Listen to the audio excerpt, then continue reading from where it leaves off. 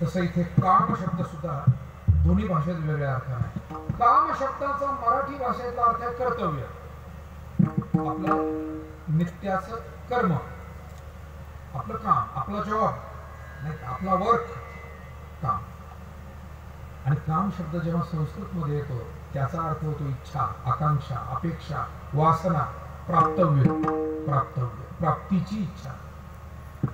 इथे तुकोबारांना कदाचित एक काम शब्द मराठी अर्थानं, एक काम शब्द संस्कृत अर्थाने घ्यायचा असेल. काम नाही झालो पाही रिकामा. काम नाही म्हणजे कर्तव्य उरलं नाही, आणि काम नाही म्हणजे प्राप्तव्यही नाही. देवा तुका म्हणे तुझी न लगे दसोळी, प्राप्तव्यही नाही.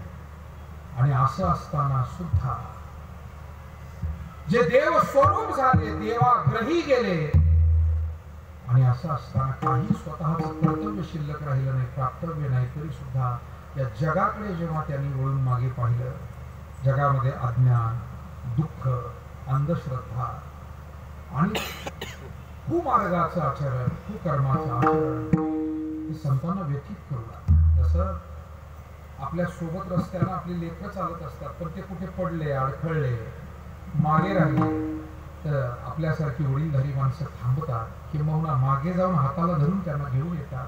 मला वाटतं संत मायबापांनी हेच केलं. बाळकाचे चाली माता जाणून पाऊल घाली, तैसे संत जगी क्रिया करून दावी ती.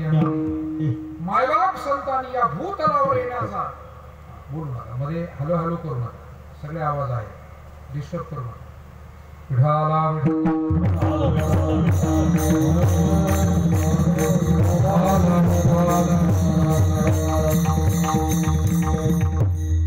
मला नेमकं मुद्द्यावर यायचं. तुमचं टेस्टिंग चालू झाल्यावर कसं व्हायचं? मी अभंगावर येतो, डिस्टर्ब होईल असं काही करू नका. नेहमी सभ्यता पाळली पाहिजे. कुठल्याही सभेची सभ्यता पाळणं हे माणसाच्या सद्गुणाचं लक्षण आहे. आपल्यामुळे इतकंशी अडचण कुठे यायला नको. विठाला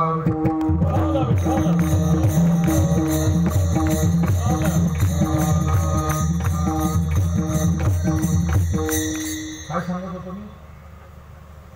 एक जणांनी मला एकदा उत्तर दिलं, म्हणे कीर्तन. म्हटलं हे तर सगळ्याला माहिती आहे, पण विषय काय सांगत होतो तर महात्म्यांना देव लोकातून जेव्हा ते मागे वळून पाहताय, बुडत हे जन न देखावे डोळा, येतो कळवळा. आणि म्हणून जीव कर्म शिल्लक राहता, अगा कर्मी जे उरावे,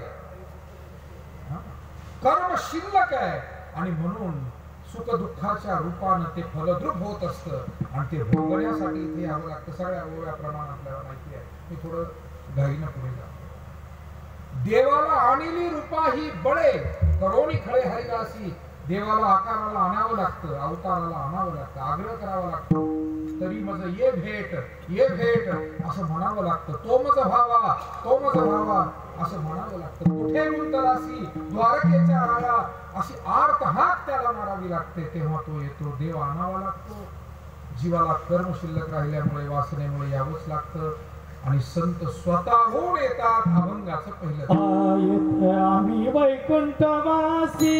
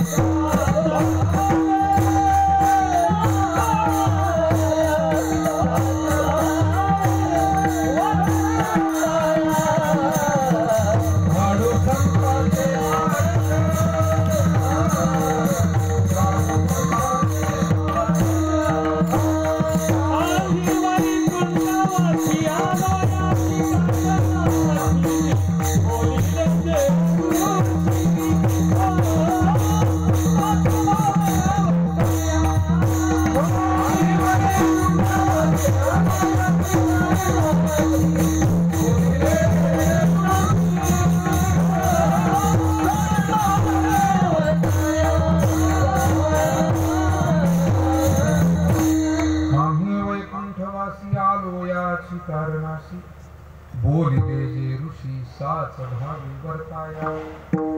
मुळात तुकोबाराय आपल्या येण्याचं ठिकाण सांगतात आणि संतांच्याही येण्याचं आम्ही म्हणाले. आम्ही हा शब्द स्वतःलाच आदरवाचक बोलतील असा तुकोबारांचा स्वभाव दिसत नाही. ते बहुसंख्यक या अर्थानच, अनेक वचन या अर्थानच हा शब्द त्यांनी इथे वापरला असावा अशी दाट शंका येते. स्वतःविषयी बोलताना ते अति सामान्य होऊन बोलतात. मी तवा नाथा, स्वतःला आम्ही म्हणत नाही कधीच. मी म्हणतात, सरळ म्हणतात मी तव अनाथ अपराधी कर्महीनमती मंद बुद्धी तुझं आठविले नाही कधी वाचे कृपा निधी माये बापा. मी म्हणताय पण इथे आम्ही म्हणताय याचा अर्थ नुसत्या एकट्याच्या येण्याचं प्रयोजन सांगत नाही. एकूण संत परंपरा जी या भूतलावर आलेली आहे त्या महापुरुषांचं संतांचं येणं कशासाठी आहे म्हणाले. आम्ही मूळचे सगळे वैकुंठात देवलोकी आलो.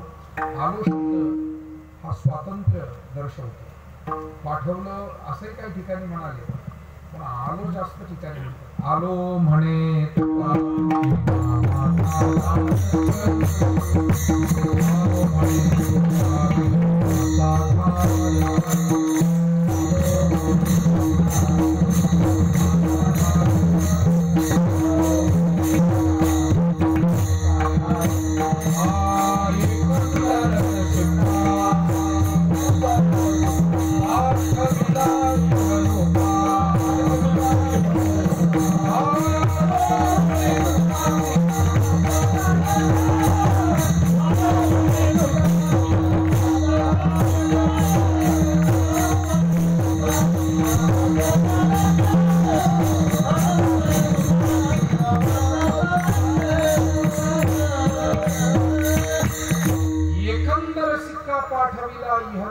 आलो म्हणे तुका मी नामाचा. आणि म्हणून आम्ही वैकुंठवासी आलो याची काही निश्चित उद्देश घेऊन आले. मायबाप मोठी माणसं उद्दिष्ट ठरवल्याशिवाय कोणतीच कृती करत नाही. शहाणी माणसं काही उद्दिष्ट असल्याशिवाय, काही उचित कार्य असल्याशिवाय ते घराबाहेरही पडत नाही आणि घरातही बसत नाही. त्यामागे काही हेतू असतो. घरात थांबायचे म्हणजे आज काहीतरी पूजा आहे, आज सुट्टी आहे तर अमुक ग्रंथाचं वाचन करायचंय. का घरात थांबायचंय त्याचंही कारण असतं. आणि बाहेरच पडायचं असलं तर का पडायचं तर आज आपल्या भागामध्ये गुरुस्मरण सोहळा होतोय आणि महादेवाच्या प्रांगणात होतोय, आपण गेलं पाहिजे. म्हणजे सकारण बाहेर पडतात, अकारण शहाणी माणसं बाहेर पडत. काही माणसं उगीच रस्त्यावर हिंडत असतात. काय झालं एका खेडेगावामध्ये बाजार भरायचा. आठवडी बाजार पूर्वी होते. आपल्याही भागात पूर्वी आठवडी बाजारच होते जेव्हा हे यांत्रिकीकरण शहरीकरण थोडंसं कमी होतं. आठवडी बाजार भरायचा. तर त्या बाजारात अनेक जण पिशवी हातात घेऊन बाजारला आलेले भाजीपाला घेतात, किराणा घेतात, अमुक घेतात, तमुक घेतात. एक जण आपला पिशवी हातात नाही, काय नाही, नुसतं या गल्लीतून त्या गल्लीत, त्या गल्लीतून त्या गल्लीत. त्याच्या गावातला दुसरा एक मित्र म्हणला राम राम राम राम. हा पिशवी दिसत नाही, तुम्ही बाजारात तर 2 तासापासून फिरताय. तो म्हणलं मी बाजारला आलोच नाही, बाजारला आमचा भाऊ आलेला आहे म्हणे. मग तुम्ही कशाला आलाय? मी आपला सहज फिरायला आलो. मला असं वाटतं रिकाम टेकड्या माणसांना कोणतंच उद्दिष्ट जीवनामध्ये नसतं. ते जुनी आमची वाडवडी कीर्तनकार मंडळी सांगायची की रेल्वेत बसलेला एक जण शेजाऱ्याला विचारतो का हो ही रेल्वे पुण्याला चालली का नाशिकला चालली? तो म्हणतो ही रेल्वे नाशिकला चालली. तरी तो बसून राहतो. हा म्हणतो का तुम्हाला पुण्याला जायचं होतं ना, तुम्ही पुणे विचारलं पहिल्यांदा. मी सांगितलं रेल्वे पुणे नाही नाशिकला चाललेली आहे, मग कशाला बसताय, उतरा ना. तो म्हणला त्याचं काय एवढं मनावर घेऊ नका, मी भीक मागणारा माणूस आहे. पुण्याच्या रूटवर मागितलं काय, नाशिकच्या रूटवर. तशी काही माणसं विचारानं दरिद्री असतात आणि त्याच्यामुळे उद्दिष्टच जीवनाचं नसतं. विठाला विठ्ठल